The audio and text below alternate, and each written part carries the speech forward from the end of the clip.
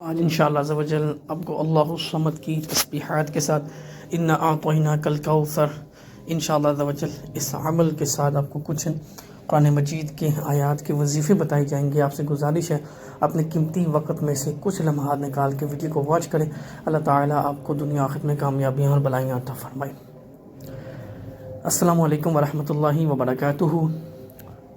سرکار دو عالم حضرت محمد مصطفیٰ صلی اللہ تعالی علیہ وبارک وسلم کا فرمان عالی شان ہے، جس نے مجھ پر شب جمعہ یا روز جمعہ 200 مرتبہ درود پاک پڑھا، اللہ تعالیٰ اس کے 200 سال کے گناہ معاف فرما دیتا ہے۔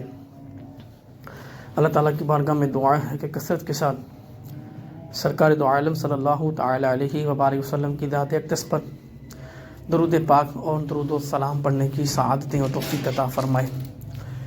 یقیناً یہ لمحات اور یہ جو لمحے ہیں یہ بے حد مختصر ہیں، اور ایک وقت آئے گا کہ ماہ شعبان کے بعد ماہ رمضان کی آمد ہوگی، لیکن ماہ شعبان ہم سے رخصت ہو چکا ہوگا۔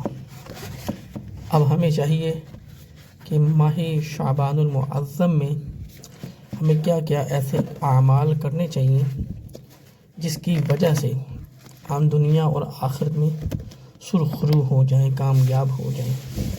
کامیابی کی بات کروں تو اللہ تعالیٰ کے حکم سے ہی انسان کامیاب ہوتا ہے، اور اللہ تعالیٰ کے فضل اور کرم اور شکر سے ہی دنیا اور آخرت میں عزتیں پاتا ہے، اور جو آخرت کے معاملات ہیں وہ بھی اللہ کے حکم سے ہی انسان نے طے پانے ہیں، اب پھر دنیا سے جانا ہے۔ تو اس سے بہتر یہ ہے کہ ہم اپنی آخرت کی تیاری میں مصروف ہو جائیں اور اللہ رب العزت کی حضور جھک جائیں۔ اللہ الصمد کی تسبیحات کے بارے میں بات کروں تو آپ اس کا ترجمہ قرآن مجید میں کھول کے دیکھیں تو اس کا ترجمہ ہے اللہ بے نیاز ہے۔ اللہ الصمد کی تسبیحات، اللہ بے نیاز ہے، یعنی اللہ عز و جل بے نیاز ہے۔ جب انسان تسبیحات کے دانے پڑھتے پڑھتے اپنی آنکھوں کے ساتھ اشک باری آنسوؤں کے ساتھ اس ندامت کے ساتھ اللہ تعالیٰ کے حضور جھکتا ہے کہ رب تعالیٰ مجھے معاف فرما دے، بے حساب بخشش والا معاف فرما دے، رب تعالیٰ دنیا آخرت میں بھلائیاں عطا فرما دے، تو بات ساری جھکنے کی ہے۔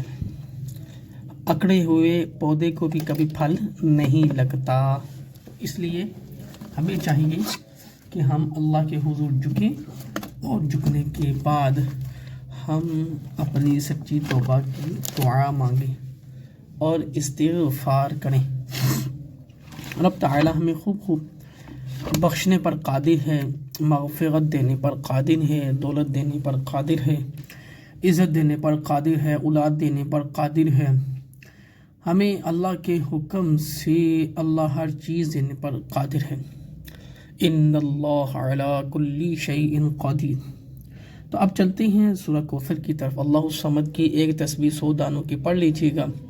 جو بھی دلوں کے حال ہیں اللہ تعالیٰ بہتر جانتا ہے۔ بہتر یہ ہے کہ تسبیحات پڑھنے کے بعد اللہ تعالیٰ کی راہ میں کچھ نہ کچھ صدقہ کر دیا جائے، اور دعاؤں اور التجاؤں میں اللہ تعالیٰ سے جو بھی مانگنا چاہتے ہیں اللہ بہتر جانتا ہے آپ کو کیا چاہیے یا مجھے کیا چاہیے، اور مسبب الاسباب ہے، اس کے حکم سے سبب پیدا ہوتے ہیں۔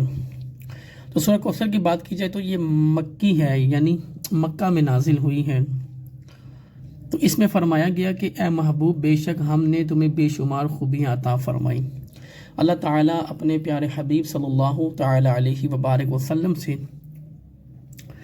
ارشاد حکم دے رہا ہے کہ اے محبوب، بے شک ہم نے تمہیں بے شمار خوبیاں عطا فرمائی، تم اپنی رب کے لیے نماز پڑھو اور قربانی کرو، بے شک جو تمہارا دشمن ہے وہی ہر خیر سے محروم ہے۔ تو ہم جب یہ اس کو پڑھیں گے انا اعطیناک الکوثر فصلی لربک وانحر ان شانک هو الابتر، تو انشاءاللہ تعالی اللہ کے حکم سے ہمارے استغفار میں بھی توبہ میں بھی انشاءاللہ تعالی ایک اچھا رزلٹ آئے گا، اور اللہ کے حکم سے یہ مقبول اور قبول یہ جو وظائف ہیں اللہ الصمد کے سورہ کوثر کے، کیونکہ اللہ تعالیٰ نے حکم دیا ہے کہ جو ایک قرآن کا حرف پڑھے گا اس کو 10 نیکیاں ملیں گی۔ نیکیاں بھی مل گئیں، التجائیں بھی قبول ہو گئیں۔ اب بات یہ ہے کہ انسان کے اوپر ہے کہ انسان اپنی تسبیحات کو کتنا پڑھتا ہے، اس کی تسبیحات کس طرح کس قدر اشک باری کے ساتھ ہیں، اللہ کی حضور ہیں، اللہ کے لیے ہیں۔ تو اللہ تعالیٰ ہی تمام رازوں کو جاننے والا ہے۔ دلوں میں حاجت کیا ہے میرے دوستوں، میری بہنوں، اگر مغفرت مل جائے، بخشش مل جائے، سچی توبہ کی توفیق مل جائے، ہمیشہ سچ بولنا مل جائے، اللہ عز و جل کے حکم اور رسول اللہ صلی اللہ تعالیٰ علیہ وبارک وسلم کی تعلیمات پر عمل کرتے ہوئے جو چند لمحات کی زندگی گزارنے کی توفیق مل جائے، دنیا اور آخرت میں کامیابیاں حاصل ہو جائیں، مکہ مدینہ اپنی آنکھوں سے دیکھ لیں، اس طرح ہم کسی بھی آزمائش سے بچ جائیں اور دنیا آخر میں سرخرو ہو جائیں، ہمیں نامہ اعمال سیدھے ہاتھ میں دیا جائے، ہمارے حساب و کتاب میں نرمی ہو، ہماری روح نکلنے میں نرمی ہو، اور کیا چاہیے۔ اس لیے کوشش کریں، ہمت کریں، شعبان کا مہینہ ہے، درود پاک پڑھنے کا مہینہ ہے۔ اللہم صلی علی سیدنا مولانا محمد صلی اللہ علیہ وسلم ما هو اہل۔ کوئی بھی درود پاک آپ کو آتا ہے، الصلاۃ والسلام علیک یا سیدی یا رسول اللہ وعلی آلک واصحابک یا سیدی یا حبیب اللہ، کوئی بھی درود پاک آتا ہے آپ اس کو پڑھیں، انشاءاللہ اس کو پڑھنے سے فائدہ ہے، برکت ہے، عزت ہے، اللہ تعالیٰ ذلت اور رسوائی سے بھی بچائے۔ نماز فرض ہیں میرے دوست، میری بہنوں، اس کو وقت پر ادا کرنے کی اللہ تعالیٰ توفیق دیں، کوشش کریں۔ آپ روزانہ، میری جو بہنیں مجھے سن رہی ہیں، آپ سے خصوصاً ایک التجا ہے، کھانا بناتے وقت آپ وضو کر کے کھانا بنائیں، آٹا گوندتے وقت وضو کر کے آٹا گوندیں، درود پاک پڑھیں، اللہ تعالیٰ کے حکم سے آپ کا جو گھر ہے وہ مہکتا ہوا جنت کا گلدستہ بن جائے گا۔ استغفار کرتے رہا کریں میرے دوست احباب، جو کام پہ جاتی ہیں 2 نفل ادا کر کے جائیں، وضو کر کے درود پاک کی کثرت کریں۔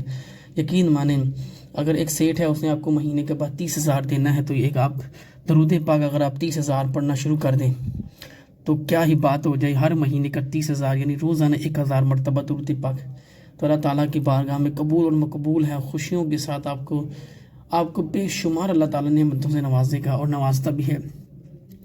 سورہ ملک کی تلاوت کریں، پارہ نمبر 29، اور سورہ واقعہ کی تلاوت کریں، پارہ نمبر 27۔